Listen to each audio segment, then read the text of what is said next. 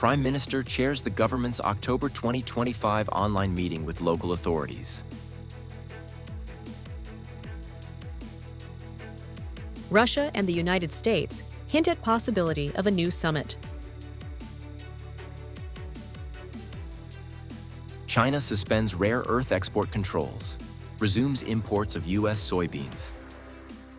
Hello, so good to see you again in today's news. I'm Yin, and now let's get started. This morning, Prime Minister Phạm Minh Chính just chaired the government's monthly online meeting for October 2025 with 34 provinces and cities.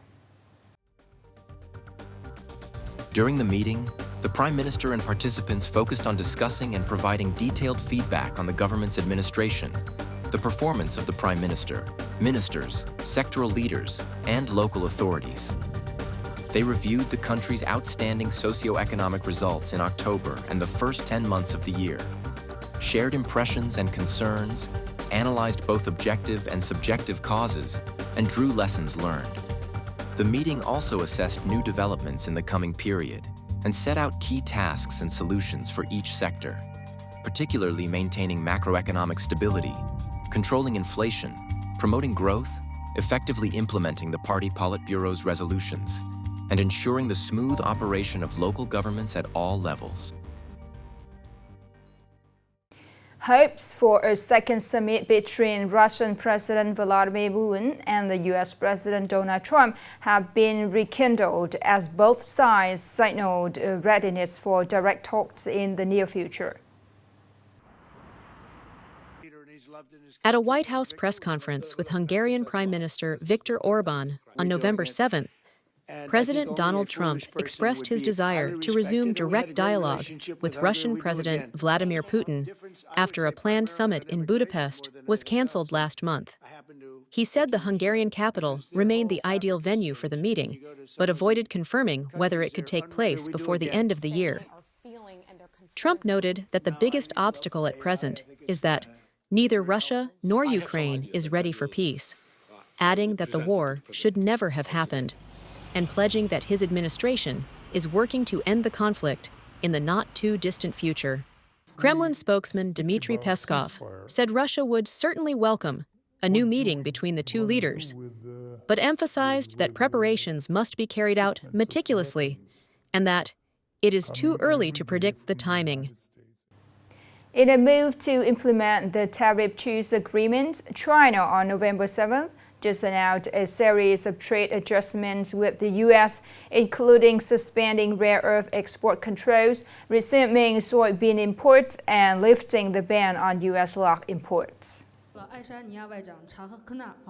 China has announced a temporary suspension of 6 trade notices related to export controls, including 4 issued jointly by the Ministry of Commerce, MOFCOM, and the General Administration of Customs, GAC, NOS 55 to 58, and 2 by MOFCOM alone, NOS 61 to 62, covering rare earths, super hard materials, and other strategic resources until November 10, 2026.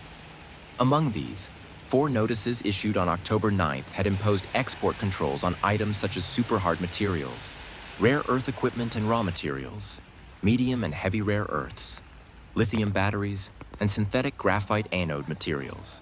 The suspension also covers controls on foreign rare earths and related technologies issued on the same date. Chinese experts said the recent interactions between China and the U.S.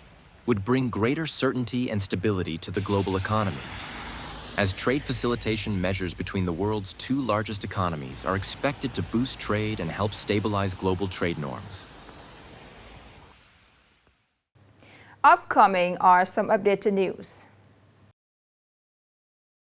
Nghệ An province is finalizing preparations to launch the construction of 9 boarding schools in border communes in a nationwide initiative scheduled for the morning of November 9th. The project aims to provide students in remote and disadvantaged areas with greater access to education, comprehensive development, and absolute safety. Building schools in border communes is not only an investment in education, but also a long-term investment in sustainable development, nurturing knowledge, character. In preparation for the groundbreaking ceremony, the Department of Education and Training has coordinated with local authorities and schools to review implementation plans. 9 task forces from the department have been assigned to monitor preparations on site, ensuring the ceremony proceeds according to schedule.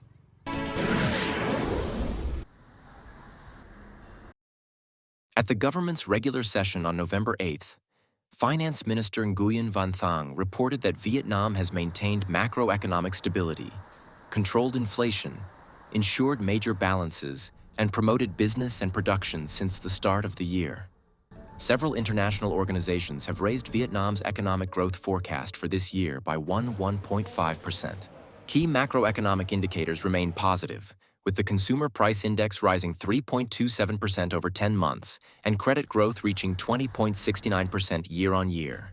State budget revenue for the first 10 months is estimated at over VND 2.18 million billion, or 111% of the plan, up 30.8% from the same period last year, with a sustainable structure. Energy and food security, as well as supply and demand for essential goods, remain stable, while the budget deficit and public debt are well controlled.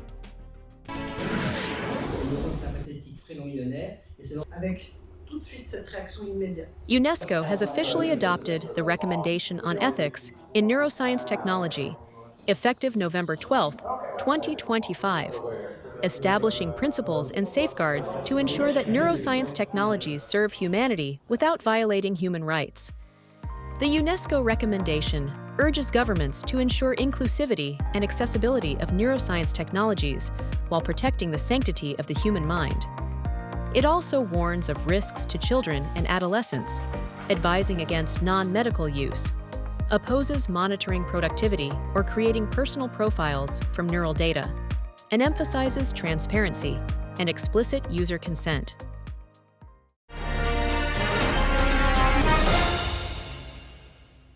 For decades, the image of teachers dedicated to remote schools and villages has become a cherished symbol of Vietnam's education sector. The story of Lo Y Pei, a preschool teacher in border commune of Chile, who has spent 12 years serving the local community, stands a moving testament to her devotion to the profession and her care for students in this remote frontier region. More in this story today.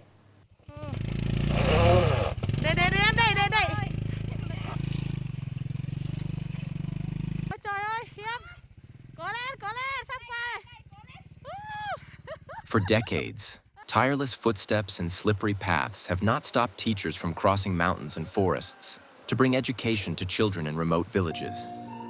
Driven by a love for teaching and deep empathy for the hardships of life in the highlands, teacher Lao Y Pei has quietly dedicated herself to ensuring that many Hmong children do not drop out of school. I am Hmong, so I understand the children's circumstances. I care for them too much to give up. I don't speak Hmong, so with Y Pei's help translating lessons from Vietnamese to Hmong, the children can understand the lessons. Overcoming difficulties and silent struggles, Y Pei and her colleagues have worked tirelessly to improve the quality of teaching at Tri Lay Preschool. In 2025, she was one of 2 teachers from Nghệ An province named among 80 outstanding teachers nationwide, honored in the Sharing with Teachers program organized by the Central Vietnam Youth Federation and the Ministry of Education and Training. Y Pei has inspired many resident teachers. Her story motivates the teaching workforce in mountainous areas to strive higher.